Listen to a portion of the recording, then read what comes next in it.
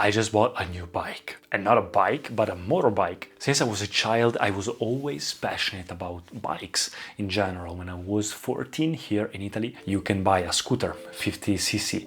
And so I bought it. And then at 16, you can drive a 125cc. And I had a Yamaha YZF-R 125. It was a super sport type of bike, very cool. But when I got to 18 years old, it was a bit small. So I sold it to buy a new car. And then after a while, my whole career started in modeling and traveling. And so I decided when I will be 21, I'll get the new license, because in Italy, in Europe, I think, but in Italy it works like that. You can drive a 125cc when you are 16, and then at 21 you can get a new driver license for bigger and faster motorbikes, and when you're 24 you can get the license to drive them all. So I said, you know what, when I'll be 21, I'll try to get the license and get something new. But then all the work, all the trips, and it was in the middle basically of the pandemic, it got to a point where it was not my priority. So I waited for 24 years old to get the final license, and nothing happened because it wasn't my priority either that time. So right now my car was not mine anymore, and so I decided, you know what, I want something mine, and I signed up for the final driver license. You know what, even if I don't buy the motorbike, at least it's something that I'm allowed to drive anything I want if it's necessary to do. So it's freedom, and that sense of freedom, even when I was 16, of driving a motorbike, it was insane. And when I was doing my driver license guides, and I was there driving this new bike, which was a 600cc, I said, wow, that's a very cool bike. And so I spent the whole summer looking for a bike, thinking maybe I should just get one which is very, not expensive, and see how it is. And in the end, I didn't find one, but then I did my final examination for the driver license, and I said, you know what, I have to find one, even a not expensive one, and see what happens. I didn't want, again, a very sporty type of bike. I wanted a more comfy one, but I didn't like naked ones. I just wanted a nice one, but not too expensive. And in the end, I saw so many videos, so many reviews, blog posts, forums, everything about this Honda VFR 800. Not just the 800 in general, but this 5th generation, which is from year 98 to 2001. They say it's one of the best built motorbike ever created. The motor is insane, the engine is insane. It's a V4 and it has 100 plus power horses, and it's a very, very cool bike. And I said, you know what, let's go and find if I can find ones. And after a couple of situations, I found one that was very kept in a great status, and so I bought it. It was all original, so in Italy I also was able to make it a historic type of registration bike, which means all the taxes and things that I have to do cost way less, because it's kind of a vintage type of bike, and it's this very nice all original, besides the exhaust, but I also have the original at home, type of 2000s retro aesthetic Japanese kind of bike. And I decided, you know what, it's very cool. So I bought it, and now it's mine. And so I just wanted to, I cannot show you right now because it's it's rainy.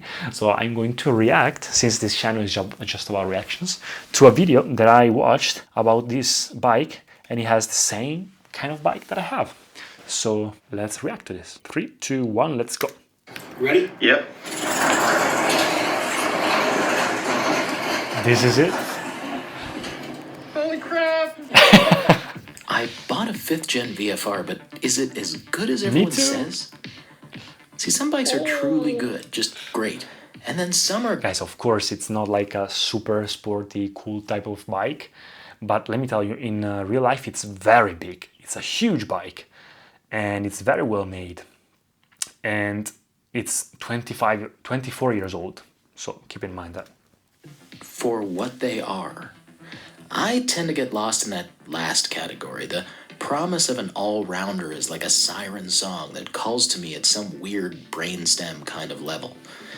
It's why I ended up with a Suzuki SV650, a Suzuki SV1000, a BMW R1150 GS, a Yamaha XSR 900 Anniversary, Wow. a Ducati Desert Sled. Do you Oh, see a theme here? None of these are pure bikes. There's no super sport. There's no touring bike. There's no dedicated dirt bike off-roader. They're all good for what they are, but are they truly good?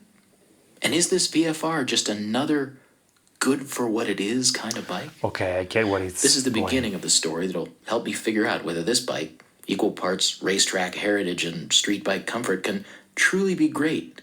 I'm going to take some time with it. I'm going to ride it on the street. I'm going to ride it in the rain. I'm going to ride it at the track, in the canyons, on the highway. I want to understand whether the enthusiast vote was cast for the VFR out of passion or out of practicality. So far, I've only ridden a few hundred miles since I picked it up, but it has been through the gale force winds of the Palm Desert, through the snarls of LA's most infamous freeways, and then up roughly 50% of the California coast on the Pacific Coast Highway, Highway 1, which sounds idyllic, but it was in one of the worst rainstorms I've ever experienced Such a cool on or bike. off a motorcycle. Well, it's not enough to know anything yet, but it seems a pretty strong start. And I guess that's where this part of the story will begin. In the middle, really. See, the bike has 41,000 miles already. It's just old enough to drink, but somehow seems like it's been part of the cigar and whiskey set for some time already. Something about the perfection of the paint, the denuding of decals, the relative lack of billet bling and anodized animalism seems to indicate that this is a bike that spent the majority of its miles cozying up to an Aerostitch roadcrafter, not helmet, horns, and shorts and flip-flops. Yes. It even came with a record of all of its services, a real physical paper Nice. and pen booklet, It's very an well elegant kept. logbook for a more civilized day. The owner from whom I bought it dropped it in the driveway, scuffing the clutch cover and his ego, but like a good true VFR owner, he already had a new OEM cover and the gasket at the ready to repair both items upon sale of the bike. Every single fastener in the front fork assembly was fastidiously fettled and reassembled with aircraft precision, each bolt torqued and striped to prove its worthiness against the rigors of the road and the passage of time. No exaggeration and no accident there. I bought it from a professional airplane mechanic. Again, does it get more VFR than that? The few mods that were on show were the only real indicators of the passage of time, and likely a result of a few more driveway dumps and tipovers, Puick grips, billet levers, and a carbon can that actually looks and sounds great but seems a little too oh brother and absent father for a classic like this one. The test ride was, well, it was perfect. Instant startup and a strong idle. Crisp, slightly abrupt, but then incredibly smooth and progressive throttle action. The linked brakes only made themselves known because the rear pedal firms up a little bit when the front lever is engaged. The head bearings seemed round, the damping at both ends was smooth and controlled. This bike actually worked as good as it looked. So, money changed hands, and all that remained was the ride up the western coast of the United States, 2 lanes of the most scenic set of gentle twisties that plate tectonics could produce. Well, I guess that's not really all that remained. My buddy on this bike buying caper still had to pick up his new bike. Oh. Another Honda Classic, Oh. to be sure, but this time no all-rounder. No, On no. our ride up the coast, we were like Very fraternal cool one twins too. on a W's worth of 2 V's with nary a cam chain between us. 2 amazing machines sending gear whine and Honda racing pedigree echoing across the seawall as our 6 collective cylinders alternately pounded and wailed, and we giggled in our helmets, passing each other back and forth just to hear the noises of nostalgia, the very real sound of history and heritage playing out across our 30-year friendship and across our 2 amazing machines. For a while, it was glorious. Nice. But no brilliance can exist without darkness to shine against. What was just moments before scenic turned into full-on night terror scary. Those That's gentle wet. twisties became a constant cliffside landslide. peppering us with falling rocks and littering the lanes with invisible slimy mud holes that threaten to end our near-perfect paint and You plastics have to at be every very turn. careful with the motorbike like this. 200 miles of this deluge, 200 miles of some of the worst riding I've ever experienced ended with, well, nothing. Both bikes worked fine. Nice. But it was only when I got off the VFR, my gear totally soaked through to the bone, my visor so badly fogged that I hadn't been able to close it in about 75 miles of riding through pelting drips of frozen pain on my face. It was only then that I remarked at how little my back hurt, how little my wrists hurt or my arms ached, how fresh my mind still was despite the fear of that storm. Nice. Had this VFR spared me the sport bike sprains and pains I'd expected?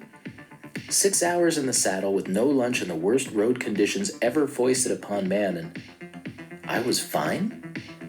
Fine in this case is a whole lot better than fine. It's fantastic.